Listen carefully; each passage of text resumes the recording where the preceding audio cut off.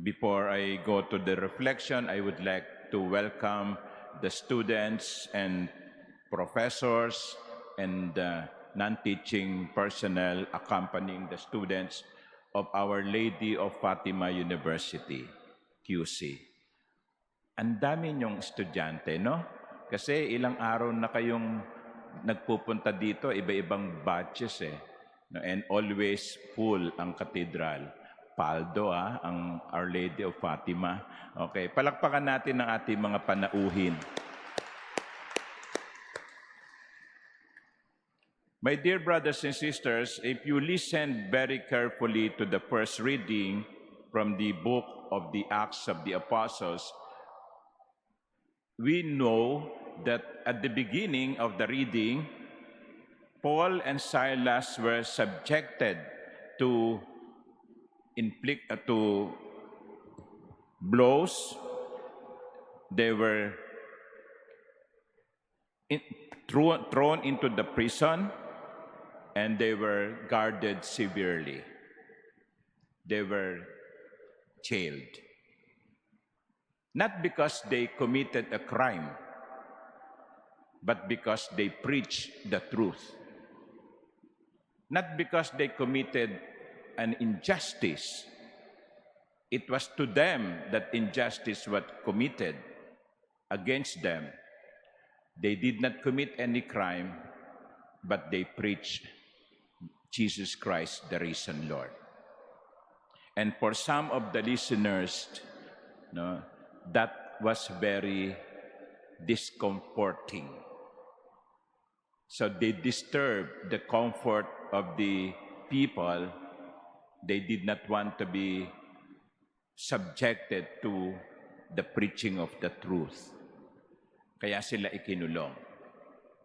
But my dear sisters and brothers, my dear young people, you notice that instead of resulting to hatred, instead of giving in to hate, it was said in the first reading that they prayed.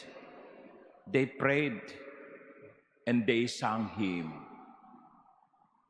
In the darkness of the prison, Paul and Silas did not allow darkness to enter into their hearts. Ang dali-dali kasing gumanti, no? Pag ginawang ka ng masama, ang tendency natin, gumanti. Pag siniraan ka ng isang tao, ang tendency, sagutin mo yung paninira, dagdagan mo pa.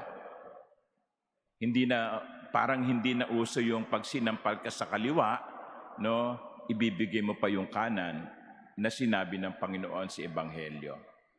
But here in the first reading, Paul and Silas are giving us an example to emulate.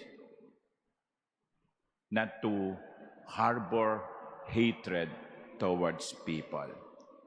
Alam ko naman no, marami sa inyo, kung nasusundan ninyo ang mga pangyayari nito mga nakaraang 24 na oras, I'm sure that some of you would not want to see the face of some of our political leaders. Nakakasuka, no, pag nakita mo yung mga muka sa telebisyon. Pero siguro sa halip na magalit tayo, sa halip na magtanim tayo ng galit, sa halip na murahin natin sila at wish them ill, no, sana mamatay na kayong lahat. No. Instead of that, maybe it is an invitation to us to examine ourselves. How do we choose our political leaders? Alam nyo, kayo mga kabataan, no? Marami siguro sa inyo ang first time na boboto o baka bagong botante. Malaki ang pag-asa ng bayan kung kayo ay pipili ng tamang leader. Kasi hindi natin pwedeng sisihin lagi ang iba. Dahil kuminsan, tayo mismo, mali sa pagpili. Alam nyo, doon sa unang pagbasa, ang Diyos kumilos, no? Nilindol niya ang kulungan at pwedeng lumaya sina Paul and Silas. It was an act of God. But you see, not all the time there will be a direct act of God. Not all the time the Lord will send earthquake to save us from prison. Not all the time the Lord will perform miracles to save us from our situation. Not all the time the Lord will make a direct intervention. But most of the times, the Lord is giving us the power to make this world a better place. Kasi kuminsan, ganun tayo Lagi nating inaasa sa Diyos. Pag nalagay tayo sa hindi maganda sitwasyon, Lord, bahala ka na. Kung makakasagot lang ang Panginoon sa atin, sasabihin, hoy, binigyan kita ng kakayanan. Gamitin mo yan. Binigyan kita ng talino. Gamitin mo yan talinong yan. Binigyan kita ng kalayaang pumili. Gamitin mo yang kalayaang yan. God, in most of the times, acts through us. Kaya, sa mga sitwasyon, nasasabihin natin, this is an injustice, this is not fair.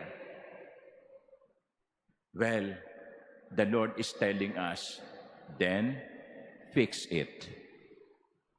Fix it by using the gifts I gave to you. Fixed. And use your gifts. And so, my dear brothers and sisters, again, we are being invited to a situation in which we have to really reflect, what does the Lord want me to do in these days? Kung nakikita ninyong may mali, ano ang gusto ng Diyos na gawin natin? Of course, dapat tayo magdasal, pero huwag nating kalilimutan na sa Diyos ang awa, nasa tao ang gawa. Amen.